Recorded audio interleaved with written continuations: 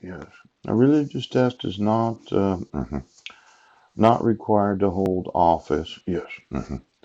But a religious test is required to be the pastor of the court hearing summonses right now. See, it's different when I was a renter there. Yes, because I was. Phew. I had agreed to do 8 hours of volunteer work, and I did all the volunteer work required of me. Yes, I made sure of it. Now, Mike would say that I didn't go to church there, so I wasn't under his shepherding. But I didn't go to church there because the Lord had told Mike to buy all the Twinkies when Hostess Bakery Company went out of business. Yes. And I really thought about the word of the Lord that Mike was getting. Pouch!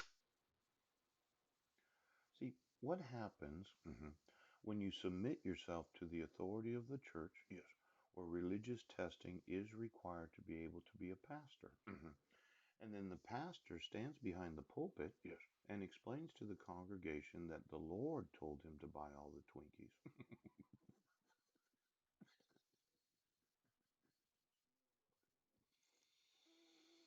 I thought about, yes, what God was telling the pastor that I had submitted myself to when I moved there. Yes. And I thought, you know what? As much as Mike wants to be obedient to the Lord, yes, if the Lord told me to buy all the Twinkies, I'd tell the Lord, no, I'm not buying the Twinkies, even though you're going to auction them off. Yes. And you're going to raise all this support for Kingsway Camp. Yes. Because Mike, yes, always thought that everything that he heard from the Lord was what he had to be obedient to do. Yes.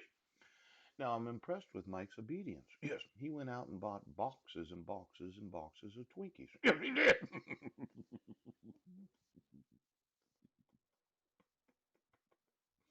Auctioned them off. Yes.